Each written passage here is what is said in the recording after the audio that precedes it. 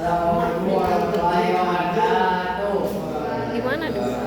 Aida minjem Dia pakai jaket dan ini. Kita akan mempresentasikan tentang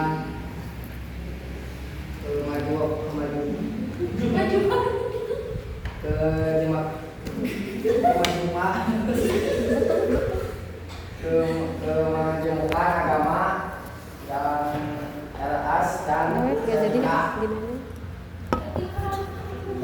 teknik lanjut yang tadi saya kepada jawab. Nama pengertian pembentukan. Pembentukan merupakan karakteristik budaya fundamental yang dimiliki Indonesia. Hal ini merujuk kepada fakta bahwa berbagai kelompok masyarakat hidup berdampingan dalam satu negara. Pembentukan berada juga sebagai keberagaman yang menjadi kekayaan bangsa yang harus dijaga dan dikembangkan. Pembentukan adalah keadaan dalam masyarakat yang terdiri dari berbagai kelompok yang berbeda satu sama lain dalam hal suku, agama, ras, etnik, bahasa, budaya, dan adat istiadat, serta status sosial dan ekonomi. Menurut Usman Feli, kemajemukan masyarakat dapat dikategorikan dalam dua bentuk pembelahan. Yang pertama, pembelahan horizontal, yaitu perbedaan yang bersifat sejajar dan setara, meliputi perbedaan ras, agama, bahasa daerah, serta adat istiadat. Yang kedua, pembelahan vertikal, yaitu perbedaan yang didasarkan pada hierarki atau tingkat sosial, misalnya perbedaan penghasilan, pendidikan, serta kedudukan sosial dan politik. Pengelompokan ini menunjukkan kompleksitas struktur masyarakat Indonesia. Meskipun kemanjukan merupakan fakta sosiologis yang tidak dapat dihindari, masyarakat perlu mengembangkan menjadi pluralisme, yaitu sikap aktif yang tidak hanya mengakui perbedaan tetapi juga menghargai, membangun dialog, serta mencari titik temu di tengah keberagaman. Dengan demikian, kemanjukan menjadi landasan penting bagi terciptanya persatuan nasional sejalan dengan semboyan Bhinneka Tunggal Ika. Selanjutnya, faktor yang menyebabkan kemajemukan masyarakat Indonesia. Salah satu hal yang penting perlu diingat ketika membahas tentang masyarakat majemuk adalah faktor-faktor yang menyebabkan kemajemukan masyarakat Indonesia. Ada 3 faktor yang mempengaruhi diantaranya itu adalah yang pertama, keadaan geografi Indonesia yang merupakan wilayah kepulauan terdiri dari 5 pulau besar dan lebih dari 13.000 pulau kecil, sehingga hal tersebut menyebabkan penduduk yang menempati satu pulau atau sebagian dari suatu pulau tumbuh menjadi kesatuan suku bangsa, di mana setiap suku bangsa memandang dirinya sebagai suku jenis tersendiri. Yang kedua, letak Indonesia di antara Samudra Hindia dan Samudra Pasifik, serta di antara benua Asia dan Australia, maka Indonesia berada di tengah-tengah lalu lintas perdagangan. Hal ini mempengaruhi terciptanya pluralitas atau kemajemukan. Intinya, jadi letak strategis membuat Indonesia didatangi banyak bangsa dan hal itu menambah keberagaman budaya, agama, serta etnik. Yang terakhir, iklim yang berbeda serta struktur tanah di berbagai daerah kepulauan Nusantara ini merupakan faktor yang menciptakan kemajemukan regional. Intinya, lingkungan alam yang berbeda membentuk cara hidup yang berbeda pula sehingga menambah keragaman budaya masyarakat. Selanjutnya, kemajemukan agama yang akan disampaikan oleh Dimas. Selanjutnya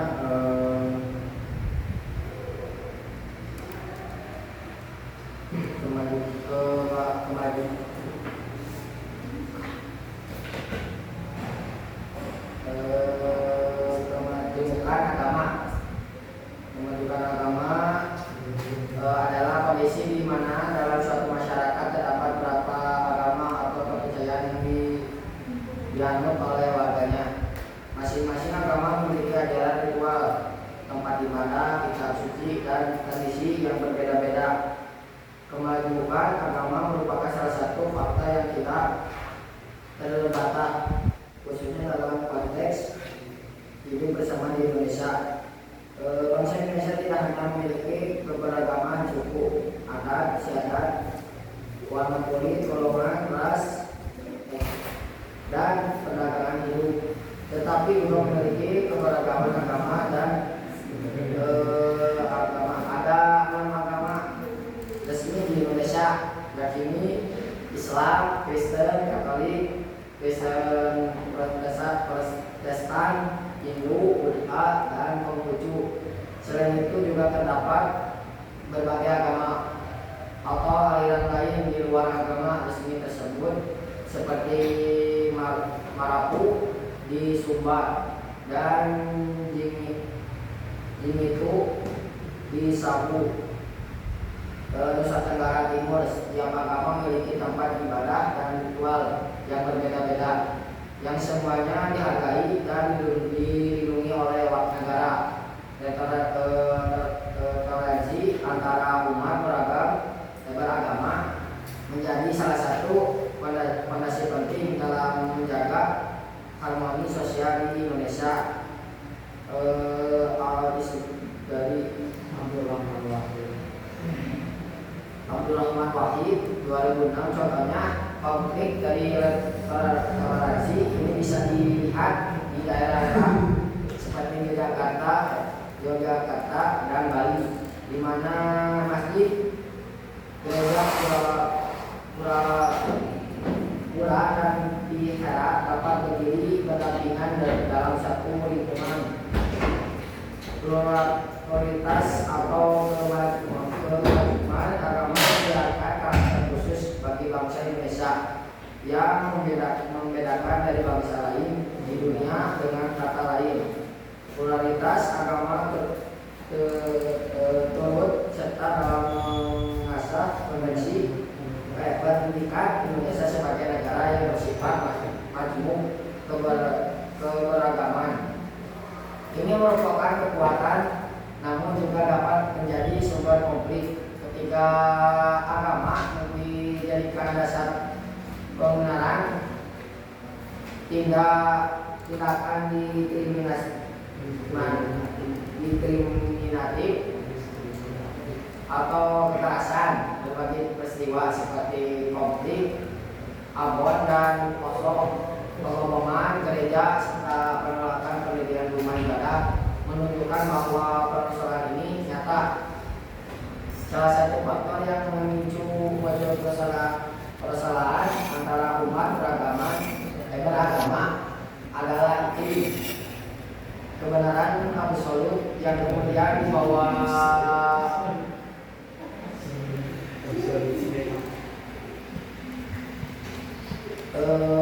arah politik. Hal ini tampak pada Islamisme,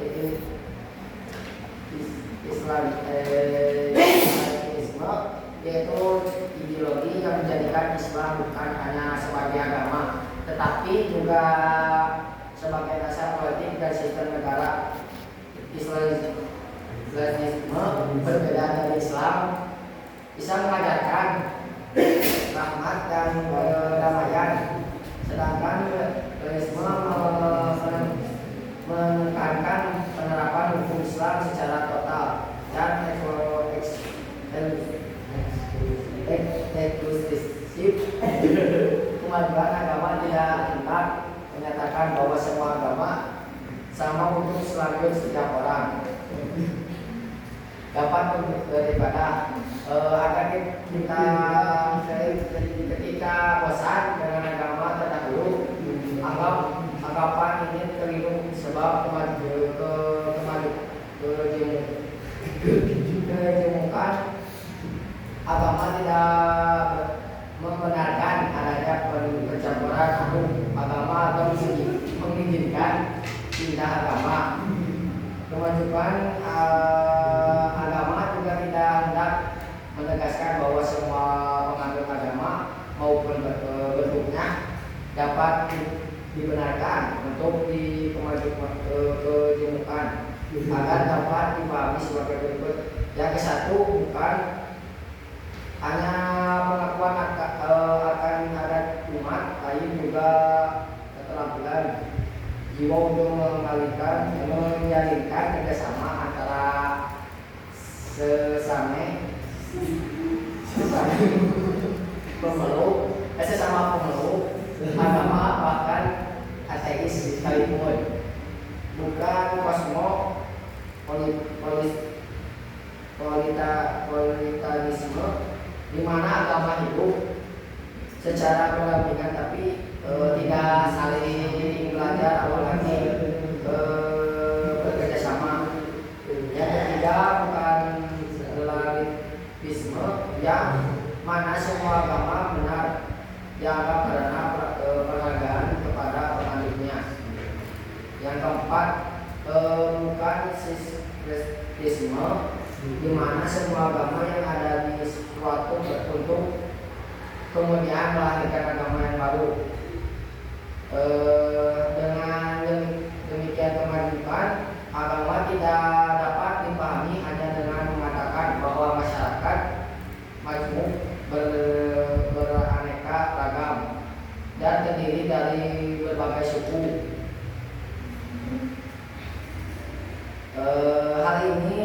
Hal itu justru hanya akan mengamalkan fragmentasi, bukan kemajuan. Kemajuan agama juga tidak boleh dipahami karena semakin kebaikan negatif hanya dititik dari penggunaannya untuk menyingkirkan fanatisme. Kemajuan agama harus dipahami sebagai pertalian sejati kebenekaan dalam ikatan peradaban.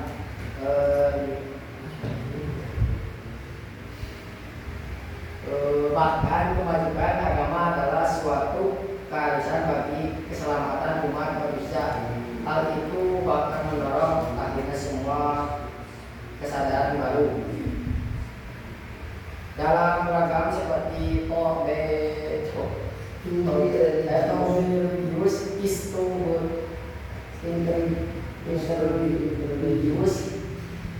beragam berarti membangun hubungan dengan penganut agama lain.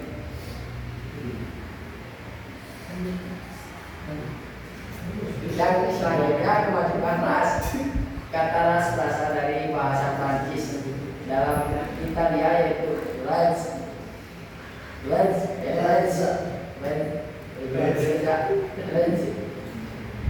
Pertama kali istilah ini diperkenalkan Francois Bernier antropologi Prancis itu merupakan gagasan tentang perbedaan manusia berdasarkan kategori atau karakteristik warna kulit, darah dan bentuk wajah. Setelah itu orang lalu mengatakan hierarki manusia berdasarkan karakteristik fisik atau biologis. Kemajuan ras menunjukkan pada keagamaan ras di dalam suatu masyarakat. Dalam konteks sosial, kemajuan ras mencakupi bagaimana kelompok ras berbeda hidup berdampingan, berinteraksi dan membangun relasi sosial satu sama lain. Kemajuan ras bukan hanya soal perbedaan fisik, tetapi juga berkaitan dengan aspek identitas, diskriminasi dan kepentingan sosial. Ras itu bisa menjadi dasar teroris, pangkat atau bahkan konflik jika tidak dikelola dengan baik. Di Indonesia meskipun ras sebagai kategori fisik rasial tradisional seperti kulit hitam kasus kulit putih kurang sering menjadi rujukan dibandingkan etnis atau suku. Konsep keragaman ras tetap muncul dalam kajian sosial, terutama terkait identitas keturunan, misalnya Indonesia atau Tiongkok, dan hubungan antara kelompok etnis Ciri-ciri yang menjadikan entitas bersifat objektif atau subjektif yaitu ciri fisik, yaitu diwariskan secara genetik seperti warna kulit, bentuk mata, rambut, hidung, dan struktur wajah yang pada dasarnya hanya merupakan tampilan luar secara biologis. Para ilmuwan sepakat bahwa seluruh kelompok ras memiliki karakteristik penting yang sama dan perbedaan fisik yang tampak umum bersifat domestik serta tidak memiliki fungsi biologis yang signifikan dibandingkan dengan variasi pada hewan seperti anjing atau kuda. Perbedaan fisik pada manusia sangat kecil. Saat ini para ahli juga menyetujui bahwa seluruh ras manusia berasal dari suatu rumpun yaitu sama melalui proses evolusi sehingga tingkat kemiripan biologis antara ras sangat tinggi dan tidak ada ras yang secara ilmiah. Kumpulan dari yang lain keberagaman ras di Indonesia dipengaruhi oleh sejarah migrasi dan kedatangan berbagai bangsa ke Pulau Nusantara secara umum. Dan di Indonesia dapat diklasifikasikan menjadi beberapa kelompok, yaitu yang satu Papua Melanesia yang kelompok dengan ciri kulit gelap, rambut keriting dan ciri wajah khas Melanesia. Mereka mendiami Papua ke Pulau Aru dan Kei. Yang kedua Wedoi, kelompok berkulit gelap dengan ciri fisik mirip penduduk Asia Selatan. Bagian selatan ditemukan di wilayah Sumatera bagian barat, lalu terutama kelompok etnika lokal tertentu. Yang ketiga Malayan Mongolit seperti kelompok berkulit sawo matang seperti matang kulit kekuningan atau kecoklatan. Rambutnya lurus atau bergelombang dan ciri wajahnya khas Asia Tenggara. Mereka merupakan nenek moyang banyak suku Melayu Indonesia di Indonesia. Yang keempat Negeri kelompoknya dengan ciri kulit sangat gelap, rambutnya keriting dan ciri fisiknya khas Nigeria. Mereka tinggal di daerah pegunungan Papua seperti Mekong. Yang kelima Asiatic Mongoloid. Kelompok ini keturunan Asia Timur seperti Tiongkok dan Jepang. Mereka memiliki ciri kulit cerah atau kuning, rambut tete lurus dan mata berlipat epikanthus yang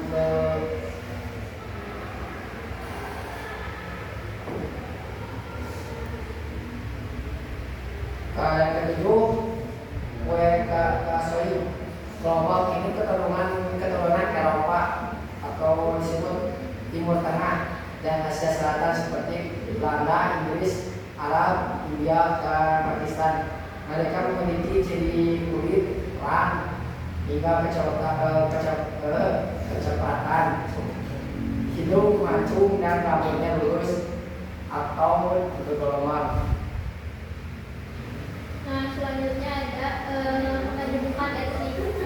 Di sini ada menurut Bart. Nah, menurut Bart itu adalah etnik adalah kelompok manusia yang memiliki kesamaan budaya, menampung berkembang yang memiliki jaringan interaksi sendiri serta dapat dibedakan dari kelompok lain. Nah, jadi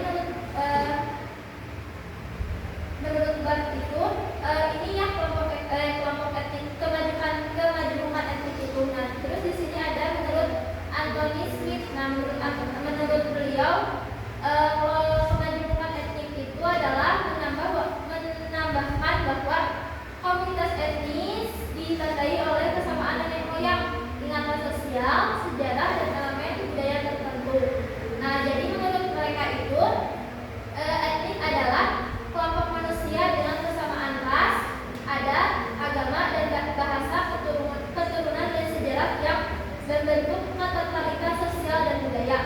Nah, lalu kemajemukan etnik juga adalah sebagai kondisi ketika suatu masyarakat terdiri dari beberapa kelompok yang berbeda. Nah, jadi setiap kelompoknya itu memiliki ciri budaya, bahasa, nilai, dan identitas sosial yang khas. Nah, lalu di sini itu ada kemajemukan dan nasionalisme dalam negara multi etnik. Nasionalisme menjadi dasar penting agar berbagai kelompok dapat hidup damai. Nah, jadi di sini ada menurut Safroendi Bahar. Nah, menurut beliau itu kemajemukan etnik itu adalah kunci hidup damai antara etnik adalah membangun kawasan nasional inklusif di mana di setiap etnik merasa diakui, dilindungi, dan diberi ruang untuk berkembang. Nah, jadi langkah awalnya tuh agar si kelompok itu merasa diakui, lalu dilindungi dan diberi ruang untuk berkembang atau dapat berkembang di negaranya. Nah, lalu yang terakhir itu ada dampak. Nah, di sini ada dampak kemajemukan etnik. Ada dua ya dampaknya tuh, ada potensi positif dan potensi negatif atau dampak negatif dan dampak positif. Nah, yang pertama itu ada dampak positif. Dampak positif itu kalau di sini mendorong kemajuan bangsa melalui kekayaan budaya dan kerjasama antar kelompok. Nah, maksudnya tuh yang pertama dampak positifnya itu memperkaya budaya bangsa, lalu mendorong kemajuan bangsa melalui keberagaman.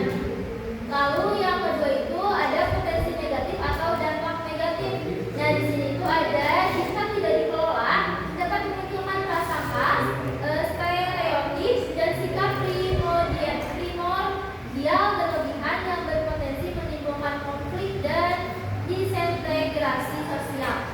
Nah, dampak negatif itu yang pertama timbulnya stereotip negatif antar kelompok, lalu menguatnya sikap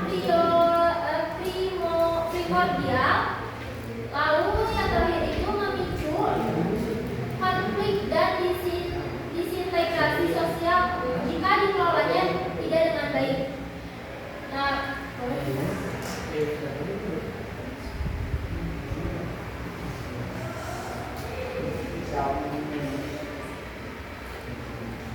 siapa yang mendapatkan dan siapa yang bertanya?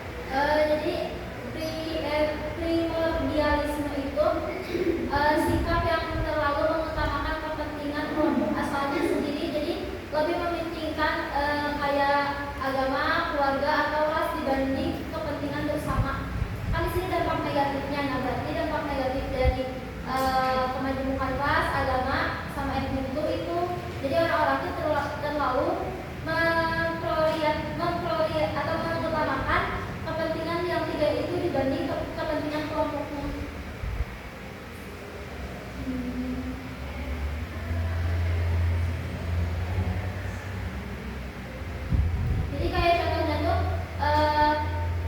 misalkan yang agama nih, jadi lebih hanya mau berteman dengan agama Islam aja, dengan nggak berteman dengan agama-agama yang lain atau tidak berinteraksi dengan agama-agama yang berbeda.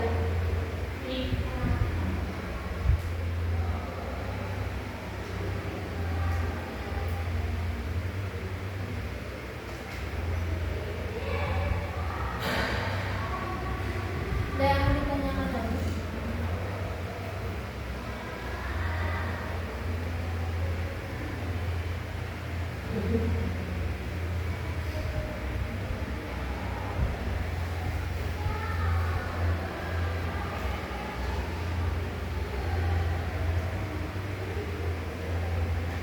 Ada lagi yang bertanya?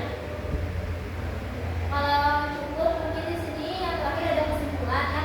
Nah kesimpulannya itu kemajuan Indonesia mencerminkan adanya perbedaan dalam suku, agama, ras, etnis, budaya, bahasa serta kondisi sosial ekonomi. Nah yang terbentuk akibat letak geografis, posisi strategis dan keberagaman alamnya. Nah jadi keberagaman ini terlihat melalui pembagian horizontal seperti perbedaan agama, adat, bahasa, dan ras, serta pembagian vertikal yang mencakup pendidikan, ekonomi, dan kehidupan sosial. Nah, variasi dalam agama, ras, dan etnik merupakan karakter utama masyarakat Indonesia. Keberagaman itu juga dapat menjadi sumber kekuatan bila dikelola dengan sikap yang toleran, dialog terbuka, dan penghargaan terhadap identitas setiap kelompok. Namun, tanpa pengelolaan yang baik, keberagaman dapat memicu prasangka konflik dan